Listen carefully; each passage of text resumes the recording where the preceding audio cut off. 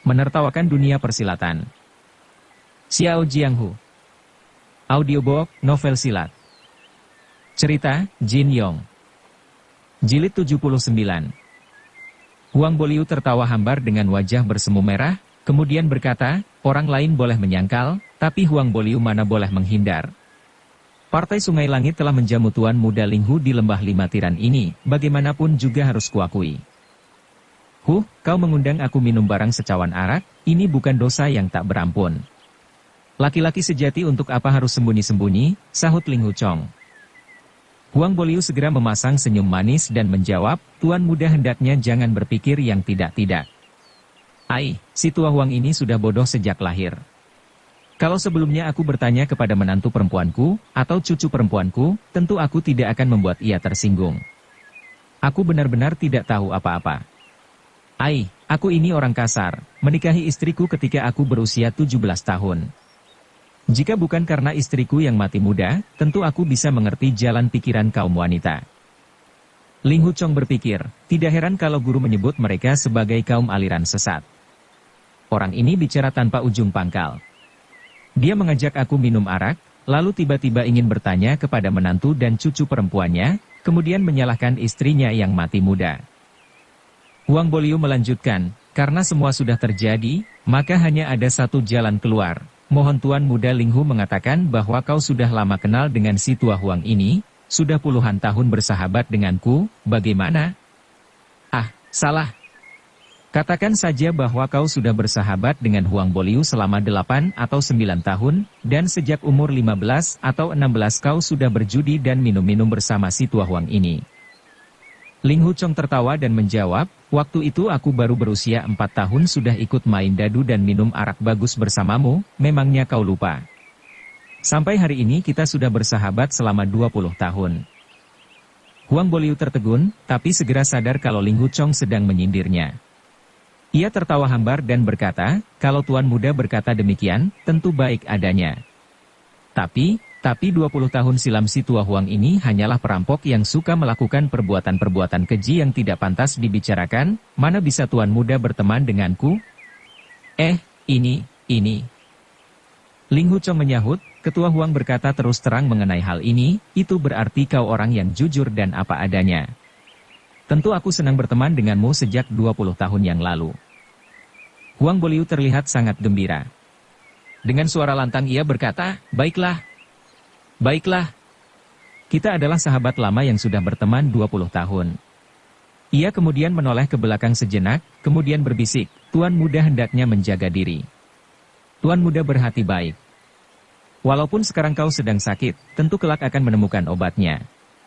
Lagi pula, gadis, punya banyak akal, Usai berkata demikian ia lantas bergegas pergi meninggalkan gubuk.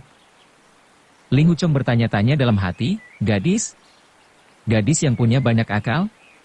Perkataannya benar-benar tidak ada ujung pangkalnya. Sayup-sayup terdengar suara derap kaki kuda yang semakin lama semakin menjauh, sampai akhirnya hilang sama sekali. Dipandanginya jasad Ping Yizi dengan tatapan nanar selama beberapa waktu, kemudian ia melangkah keluar. Betapa terkejut perasaannya sewaktu melihat di luar gubuk ternyata suasana sunyi senyap tanpa ada seorang pun manusia. Ia benar-benar heran karena berpikir jika mereka memang berhenti minum-minum paling tidak masih ada 1-2 orang yang tersisa. Namun yang terjadi kali ini sungguh tidak masuk akal. Dalam sekejap ribuan pendekar yang tadi berkumpul di lembah lima tiran ini sekarang sudah menghilang semua tanpa bekas. Guru! Ibu guru, demikian Ling Hu Chong berteriak-teriak namun tidak terdengar jawaban sama sekali. Adik kedua. Adik keempat. Adik kecil. Namun lagi-lagi tetap tidak ada jawaban. Saat itu yang terlihat hanyalah bulan sabit di angkasa. Angin pun seolah berhenti bertiup. Ling Hu Chong merasa di seluruh penjuru lembah lima tiran yang begitu luas hanya tinggal dirinya seorang. Tampak pula poci arak, cawan, piring, topi, mantel, baju luar, ikat pinggang, dan sebagainya berserakan di atas tanah. Sepertinya orang-orang itu pergi tergesa-gesa tanpa sempat membereskan barang-barang mereka. Mengapa mereka pergi dengan terburu-buru? Apakah akan ada bencana besar sehingga mereka harus melarikan diri semua? Tadinya orang-orang itu terlihat gagah seperti tidak takut pada langit, tidak gentar pada bumi, tapi mengapa secara mendadak mereka menjadi penakut? Sungguh aneh. Ai, guru, ibu guru, dan adik kecil juga pergi kemana? Kalau keadaan di sini berbahaya, mengapa mereka tidak memperingatkan aku? Demikian ia bertanya-tanya sendiri. Tiba-tiba Ling Huchong merasa sangat sedih dan kesepian. Ia merasa meskipun langit dan bumi begitu luas, namun tak seorang pun yang peduli kepadanya. Padahal baru saja ribuan orang berlomba-lomba untuk menyenangkan hatinya, namun kini mereka semua telah pergi entah kemana. Bahkan, guru dan ibu guru yang selama ini mengasuhnya sejak kecil juga ikut menghilang dan meninggalkannya. Karena hatinya terasa pedih membuat berbagai hawa murni dalam tubuhnya kembali bergolak. Tubuhnya pun bergoyang-goyang kemudian terjatuh di tanah. Pemuda itu berusaha bangkit dengan mengerang beberapa kali, namun sama sekali tak berdaya. Dipejamkannya mata untuk menenangkan diri.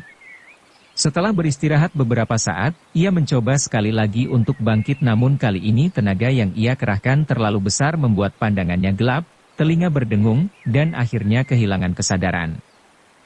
Entah berapa lama waktu terlewati, dalam keadaan setengah sadar ia mendengar suara alunan kecapi yang begitu lembut. Berangsur-angsur pikirannya bertambah terang dan suara kecapi yang anggun terdengar semakin jelas, membuat perasaannya yang bergolak menjadi tenang.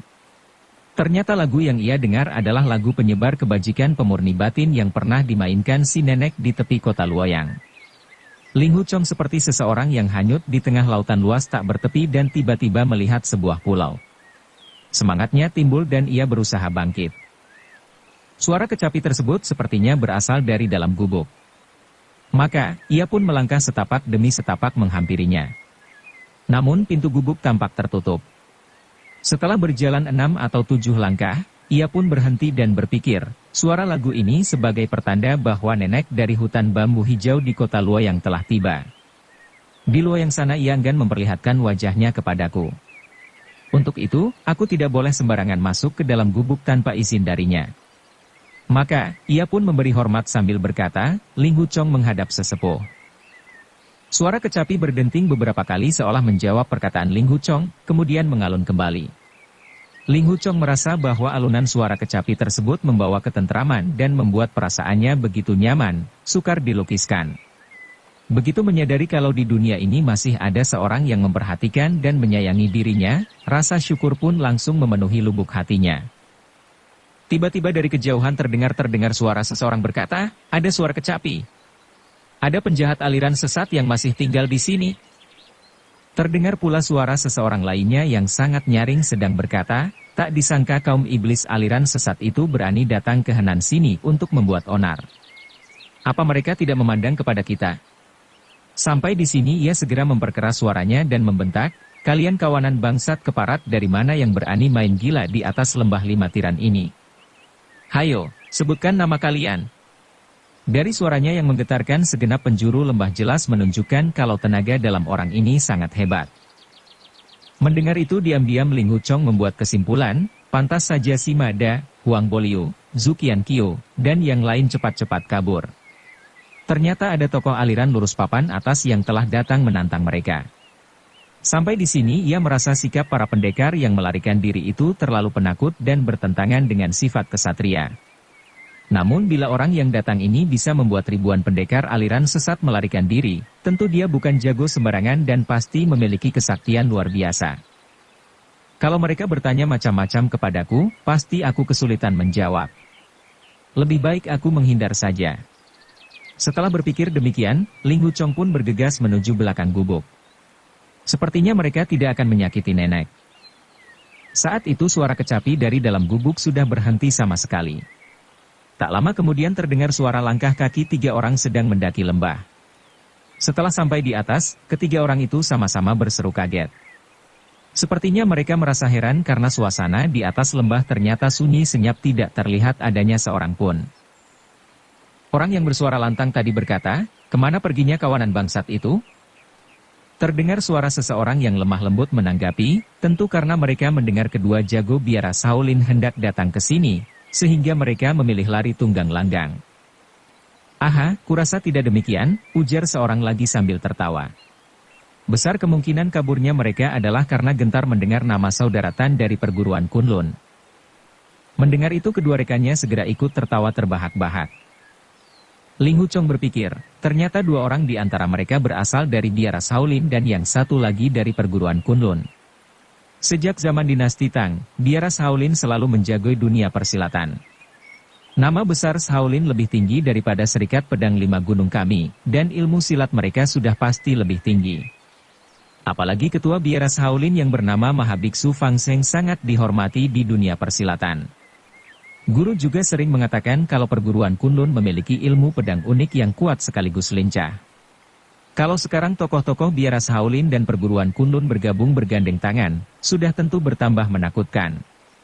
Bisa jadi ketiga orang ini hanyalah pasukan garis depan yang membuka jalan dan di belakang mereka masih banyak bala bantuan yang lebih kuat. Akan tetapi, mengapa guru dan ibu guru juga ikut menyingkir pergi? Setelah berpikir sejenak akhirnya ia menemukan jawaban, aku tahu. Guru adalah ketua sebuah perguruan aliran lurus. Kalau sampai para jago biara Shaolin dan perguruan Kunlun melihat beliau bergaul dengan Huang Boliu dan yang lain, tentu beliau merasa sangat malu. Orang bermarga Tan dari perguruan Kunlun terdengar berkata, baru saja kita mendengar alunan suara kecapi di atas lembah ini. Sekarang si pemetik kecapi itu bersembunyi di mana?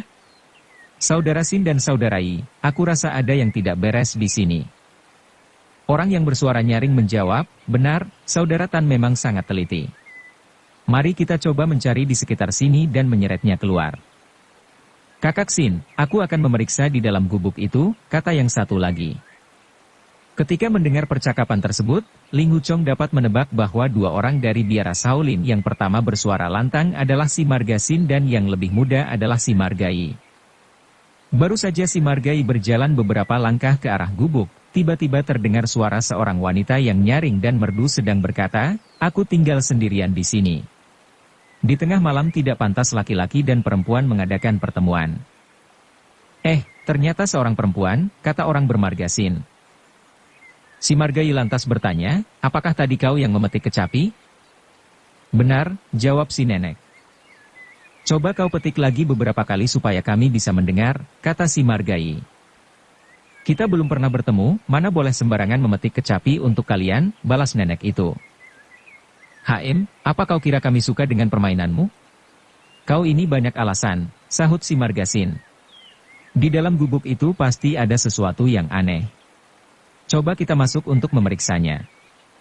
Si Marga Yi berkata, kau bilang kau ini seorang perempuan tanpa kawan, tapi mengapa di tengah malam begini kau berada di atas lembah lima tiran? Kemungkinan besar kau adalah begundal kawanan iblis sesat itu. Mari kita menggeledah ke dalam. Usai berkata demikian ia lalu berjalan menuju ke pintu gubuk dengan langkah lebar. Mendengar itu Ling Huchong segera keluar dari tempat persembunyiannya dan langsung menghadang di depan pintu gubuk sambil membentak, berhenti. Ketiga orang itu sama sekali tidak mengira kalau dari belakang gubuk itu tiba-tiba muncul seseorang menerjang keluar. Namun karena yang menghadang mereka hanyalah seorang pemuda sendirian, maka mereka pun memandang sebelah mata. Anak muda, siapa kau? Mengapa kau main sembunyi-sembunyi di kegelapan, bentak orang bermarga Sin.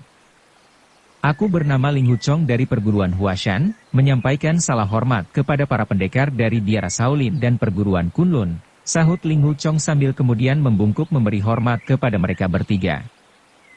Kau dari perguruan Huashan? Tanya si Marga Sin sambil mendengus. Apa yang kau lakukan di sini? Ling Huchong memandang orang bermarga Sin itu yang bertubuh sedang tetapi berdada bidang seperti genderang, sehingga pantas kalau ia memiliki suara nyaring dan menggelegar. Orang itu memakai jubah berwarna merah hati, sama persis seperti yang dipakai laki-laki setengah baya di dekatnya. Tentu orang kedua adalah si Marga yang sama-sama berasal dari biara Shaolin. Orang bermarga Tan dari perguruan Kunlun pasti orang yang menyandang sebilah pedang di punggungnya, memakai jubah longgar, dengan lengan baju lebar. Dari raut mukanya terlihat kalau orang ini suka berbuat sesuka hati. Perguruan Huashan termasuk golongan aliran lurus. Mengapa kau berada di lembah lima tiran sini? Sahut orang bermarga Yi ikut bertanya. Ling Huchong sudah naik pitam sejak mendengar caci maki mereka bertiga terhadap si nenek tadi, ditambah lagi dengan logat bicara mereka yang kasar, membuat jawabannya terkesan sindiran. Sesepuh bertiga juga berasal dari aliran lurus, Tapi mengapa sekarang berada di lembah lima tiran sini? Orang bermargatan dari perguruan Kunlun tertawa dan berkata, jawaban yang bagus. Tapi apakah kau tahu siapa wanita yang memetik kecapi di dalam gubuk itu? Beliau seorang nenek yang berusia lanjut dan berbudi luhur, tidak lagi memikirkan urusan duniawi, jawab Ling Huchong. Omong kosong, bentak si Margai. Coba dengar suara perempuan itu, usianya tentu masih sangat muda. Mengapa kau bilang dia nenek tua segala? Suara nenek ini memang merdu dan enak didengar, kenapa kalian heran? Ujar Ling Huchong dengan tertawa. Apa kalian tahu kalau dia memiliki keponakan yang usianya lebih tua 2 atau 30 tahun di atas kalian? Minggir, biar kami masuk untuk melihatnya sendiri, bentak si Margai. Tapi Ling Huchong merentangkan kedua tangannya untuk menghadang, dan berkata, nenek tadi sudah mengatakan bahwa di malam hari tidaklah pantas kaum lelaki dan wanita mengadakan pertemuan. Apalagi beliau juga tidak kenal dengan kalian. Ada alasan apa kalian ingin melihatnya? Si Margai mengibaskan lengan bajunya menimbulkan angin yang menyapu ke arah Ling Huchong. Ling Huchong sendiri yang tidak memiliki tenaga dalam merasa tak berdaya menahannya sehingga tubuhnya tersungkur jatuh dan terguling di tanah. Si Margai sama sekali tidak menyangka kalau Ling Huchong ternyata begitu lemah. Ia sempat tertegun sejenak, kemudian berkata sambil tersenyum sinis, apa kau benar-benar murid Huashan? Sepertinya hanya omong kosong saja. Usai berkata ia mencoba kembali melangkah menuju pintu gubuk. Ling Huchong buru-buru merangkak bangun. Ternyata di pipinya sudah terdapat luka lecet akibat tergores batu. Ia pun berseru, nenek tidak ingin bertemu dengan kalian. Mengapa kalian tidak tahu aturan? Aku sendiri pernah bicara cukup lama dengan nenek di kota Luoyang, tapi sampai saat ini juga belum pernah melihat wajahnya. Bocah ini bicara ngawur, gerutu si Margai. Lekas minggir. Apa kau ingin tersungkur lagi? Ling Huchong menjawab, Biara Shaolin adalah perguruan besar dan paling dihormati di dunia persilatan. Tuan berdua tentu jago-jago dari golongan awam. Sedangkan tuan yang itu tentu jago terkemuka dari perguruan Kunlun. Tapi sekarang di tengah malam buta begini mengapa kalian bertiga hendak mengganggu seorang nenek yang tak bersenjata? Apakah kalian tidak takut menjadi bahan tertawaan dunia persilatan? Dari mana kau dapatkan banyak omongan ngawur, bentak orang bermargai. Mendadak tangan kirinya menampar dengan telak pipi kiri Ling Huchong. Meskipun sudah tidak mempunyai tenaga dalam, namun Ling Huchong mengetahui kalau pihak lawan akan melancarkan pukulan sehingga ia pun berusaha menghindar. Celakanya pinggang dan kaki tidak dapat digerakkan sehingga pukulan si Margai pun sukar dihindari. Karena mendapat tamparan keras-keras, mata Ling Huchong sampai berkunang-kunang dan kepala terasa pusing. Akhirnya ia pun jatuh terduduk di tanah. Adiki, bocah ini tidak becus ilmu silat, tak perlu buang-buang waktu dengannya, kata si Margasin. Rupanya kawanan setan iblis tadi sudah kabur semua. Mari kita pergi saja. Tetapi si Margai menjawab, kawanan setan iblis aliran sesat dari Sandong dan Henan tiba-tiba berkumpul di lembah lima tiran sini, kemudian dalam sekejap mereka sudah menghilang begitu cepat. Berkumpulnya aneh, bubarnya juga mencurigakan. Urusan ini harus kita selidiki sejelas-jelasnya. Dalam gubuk ini bisa jadi kita akan menemukan sesuatu. Sambil berkata demikian tangannya menjulur untuk mendorong gubuk tersebut. Saat itu Ling Huchong sudah bangkit kembali dengan tangan menghunus pedang. Ia berseru, Tuan Yi, aku pernah berhutang budi kepada nenek di dalam gubuk ini. Kau harus menghadapi aku terlebih dulu sebelum mengganggu beliau. Asalkan hidungku masih bernapas jangan harap kau bisa berbuat sesukamu terhadap beliau. Si Margai bergelak tawa. Ia berkata, dengan apa kau berani merintangi aku? Apakah mengandalkan pedang yang kau pegang itu? Ilmu silatku terlalu rendah, mana bisa menandingi jago terkemuka dari Biara Shaolin, jawab Ling Huchong. Hanya saja, keadilan harus ditegakkan. Untuk bisa memasuki gubuk ini kau harus melangkahi mayatku terlebih dulu. Adiki, bocah ini ternyata gagah berani dan punya sifat kesatria. Biarkan saja dia, dan mari kita pergi, kata si Margasin. Tapi si Margai hanya tertawa dan berkata pada Ling Huchong, kabarnya ilmu pedang perguruan Huashan memiliki keistimewaan tersendiri. Bahkan, kabarnya telah terbagi menjadi kelompok pedang dan kelompok tenaga dalam segala. Kau sendiri dari kelompok mana? Atau mungkin dari kelompok kentut? Hahaha. Mendengar ucapan itu, si Margasin dan si Margatan ikut tertawa geli. Mentang-mentang tenagamu lebih kuat, kau suka menganiaya yang lebih lemah. Apakah sikap seperti ini yang disebut sikap kaum aliran lurus? Jawab Ling Huchong dengan suara lantang. Apakah kau benar-benar murid biara Shaolin? Kukira omong kosong belaka. Kontan saja si Margai menjadi sangat gusar. Tangan kanannya diangkat hendak menghantam ke arah dada Ling Huchong. Jika pukulan ini mendarat telak, tentu Ling Huchong akan mati seketika. Tunggu dulu.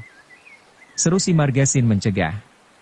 Ling Huchong, apa menurutmu, orang dari aliran lurus tidak boleh bertarung dengan musuh? Semua orang dari aliran lurus, setiap kali turun tangan harus dapat memberikan alasannya, jawab Ling Huchong tegas. Baiklah kalau begitu, kata si Margai sambil perlahan-lahan menjulurkan telapak tangannya. Aku akan menghitung sampai 3.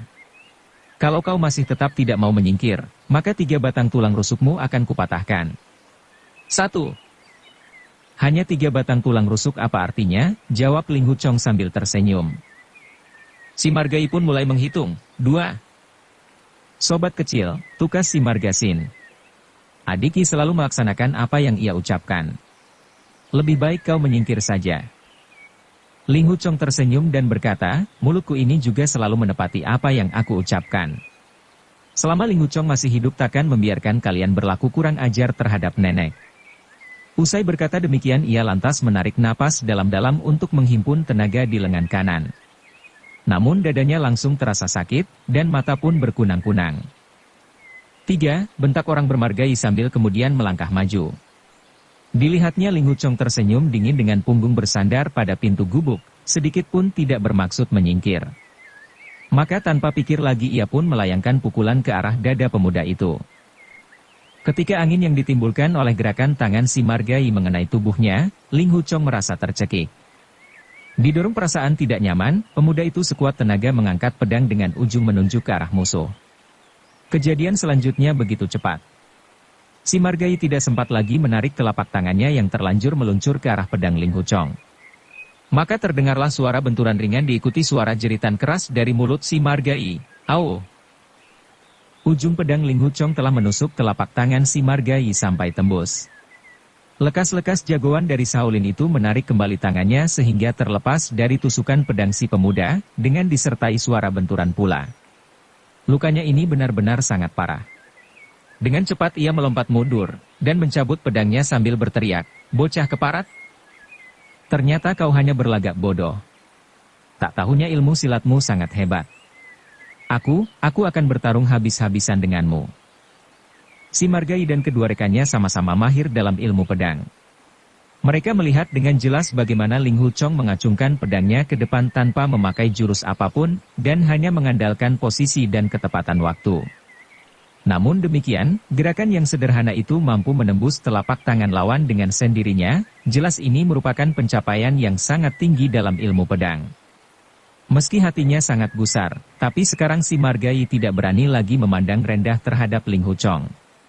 Dengan pedang di tangan kiri, secepat kilat ia melancarkan 3 kali serangan, tapi semua itu hanya serangan palsu untuk menguji pihak lawan. Sampai di tengah jalan ketiga serangan itu segera ditarik kembali. Pada malam ketika Ling Huchong membutakan mata ke-15 musuh di halaman kuil Dewa Obat, waktu itu keadaannya masih jauh lebih baik daripada sekarang. Saat ini untuk mengangkat pedang saja hampir tidak mampu. Ia melihat si Margai melancarkan 3 serangan kosong, dengan ujung pedang bergetar tiada henti. Jelas ini merupakan ilmu pedang kelas 1 dari biara Shaolin. Merasa tidak ingin bermusuhan dengan orang itu, Ling Huchong pun berkata, "Sungguh aku sama sekali tidak bermaksud menyinggung sesepuh bertiga. Asalkan kalian bertiga sudi meninggalkan tempat ini, aku pun bersedia meminta maaf dengan setulus hati." Si Margai mendengus dan berkata, sekarang hendak minta ampun rasanya sudah terlambat. Dengan cepat pedangnya pun menusuk ke arah tenggorokan Ling Huchong. Ling Huchong tidak bisa menggerakkan kakinya. Menyadari serangan lawan tidak dapat dihindari, ia pun menusukkan pedangnya ke depan. Meskipun menyerang belakangan namun mengenai sasaran lebih dulu. Serangan itu tepat menusuk titik nadi penting di pergelangan tangan si Margai. Tak kuasa menahan sakit, si Margai pun membuka genggaman tangan sehingga pedangnya jatuh ke tanah. Kala itu sang surya telah muncul di ufuk timur. Si Margai dapat melihat dengan jelas darah segar menetes keluar dari pergelangan tangannya sendiri. Rumput yang berwarna hijau di bawah kakinya telah berubah merah karena tersiram oleh darah. Untuk sejenak ia termangu-mangu, merasa tidak percaya bahwa di dunia ini ada ilmu pedang sehebat itu. Selang agak lama barulah ia menghela napas panjang, kemudian tanpa bicara lagi memutar tubuh dan melangkah pergi. "Adiki," teriak si Margasin. Pada dasarnya ia memang tidak ingin bermusuhan dengan perguruan Huashan. Melihat tusukan pedang Ling Huchong yang luar biasa itu, ia merasa ilmu pedang si pemuda sama sekali bukan tandingannya. Karena mengkhawatirkan luka sang adik seperguruan, ia pun menyusul pergi dengan langkah cepat. Si Margatan memandang ke arah Ling Huchong tanpa berkedip. Ia kemudian bertanya, apakah saudara ini benar-benar murid perguruan Huashan? Ling Huchong sendiri merasa sangat lemas dan terhuyung-huyung hendak roboh. Sekuat tenaga ia menjawab, ya, benar. Si Margatan dapat melihat dengan jelas keadaan Ling Huchong yang parah itu. Ia pun berpikir, bocah ini sedang terluka parah. Walaupun ilmu pedangnya hebat, tapi kekuatannya sudah tidak lama lagi. Asalkan aku bisa bersabar sebentar saja, ia tentu akan roboh sendiri tanpa diserang. Tadi kedua sobat dari Shaolin telah dikalahkan oleh bocah ini. Jika sekarang aku dapat mengalahkan dan menangkapnya, kemudian membawanya ke biara Shaolin untuk diserahkan kepada kepala biara, maka bukan saja Shaolin berhutang budi kepadaku, tapi aku juga dapat mengangkat nama perguruan Kunlun di daratan tengah ini. Sesudah mengambil keputusan licik itu, segera ia melangkah maju dan berkata sambil tersenyum, anak muda, ilmu pedangmu sungguh hebat. Bagaimana kalau kita bertukar jurus memakai tangan kosong saja? Melihat raut muka si Margatan, Ling Huchong dapat menebak apa maksud dan tujuannya. Diam-diam ia menyadari kelicikan tokoh dari perguruan Kunlun ini. Perbuatannya itu bahkan lebih jahat daripada si Margai yang berangasan tadi. Tanpa pikir panjang ia pun mengangkat pedang untuk menusuk bahu orang itu.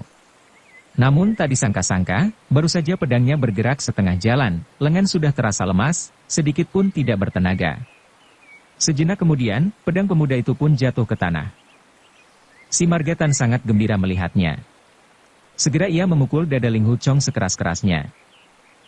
"Huek!" seru Ling Huchong saat memuntahkan darah segar akibat serangan itu. Jarak kedua orang itu sangat dekat. Darah segar yang disemburkan Ling Huchong tepat mengenai wajah si Margatan, bahkan ada beberapa tetes yang masuk ke dalam mulutnya. Namun ia tidak peduli meskipun mulutnya merasakan bau anyir darah. Ia hanya khawatir Ling Huchong memungut pedang di tanah dan melancarkan serangan balasan. Maka, dengan cepat telapak tangannya pun diangkat hendak menghantam kembali. Namun mendadak kepalanya terasa pening dan mata pun berkunang-kunang. Seketika orang bermargatan itu roboh terguling dan jatuh pingsan. Ling Huchong terheran-heran melihatnya. Ia tidak mengerti mengapa musuh yang sudah unggul itu tiba-tiba roboh dengan sendirinya, sedangkan ia sendiri sudah kehabisan tenaga. Sejenak kemudian pemuda itu merasa sangat beruntung. Wajah si Margatan tampak jelas berubah menjadi hitam kebiru-biruan.